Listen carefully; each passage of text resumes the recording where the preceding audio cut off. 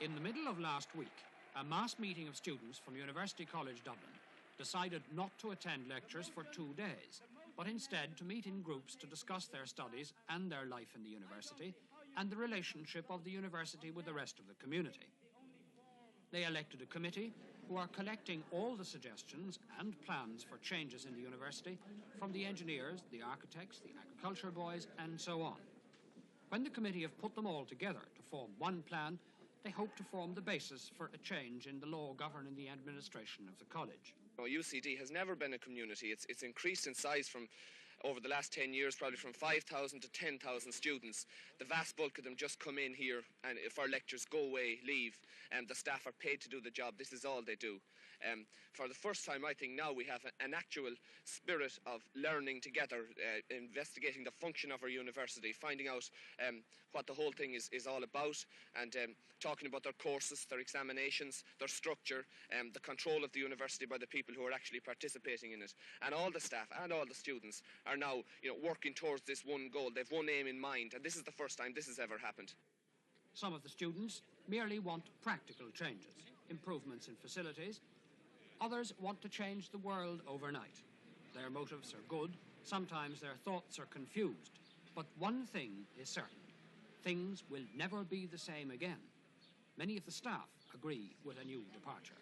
I consider that this is one of the most hopeful things that has come out of the 60s in Ireland. Here are the students of the largest university coming together, thinking hard about how to structure a real university community, and not stopping there, but going on from that to think of the implications for the community which is our Irish society at present in Ireland. And for that reason, I feel that there is a splendid vigour and positive approach in the sincerity with which these students are attacking problems which we have left, unfortunately, particularly those of us who are graduates, which we have left in abeyance for so many years. Are you excited by it? I am tremendously excited and exhilarated by it. I feel that this is going to affect the whole of Irish society in a wonderful way if we can stand behind these students. By us, I mean those of us who are old enough to be a decade or two ahead of them and young enough to be in sympathy with the aspirations that they have for Ireland. The students often express their general dissatisfaction and questioning of authority in terms of specific grievances. There are 10,000 students in a college that was built for 4,000. This means that there literally aren't enough rooms to go around, and lectures have to be given during lunchtime. Advice and criticism of the students' work often has to be done in the corridors, and library facilities are totally inadequate.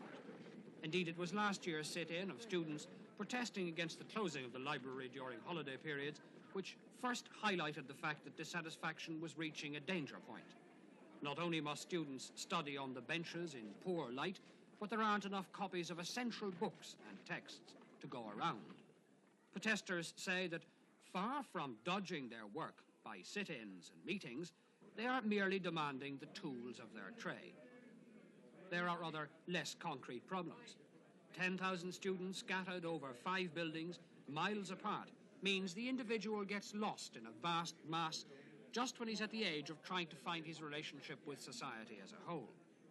In the university, he should be having a trial run at working with and for other people as well as for himself.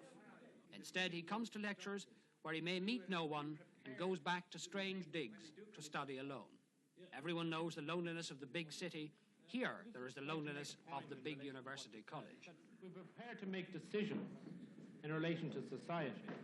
At the moment, we are trying to make the decisions which will benefit ourselves inside the university. Unfortunately, when we get outside the university, most of us will be absorbed into a structure where the decisions we are asked to make will benefit ourselves, but will be to the detriment of a large section of the community. We will be absorbed into the administrative and the decision-making process of our society as it presently is constituted. And unless that society is changed, those decisions which we take and those questions which we talk about there will be of only interest to ourselves. I think this is what this discussion is about. We are privileged as students. We are fighting for more privilege of students at the moment. What we've got to do is to see, have we any role in relation to the very underprivileged people in our society? I think this is what we should be talking about. Does this thing relate outside to the workers? Does it relate to the itinerants? This is what we've got to talk about.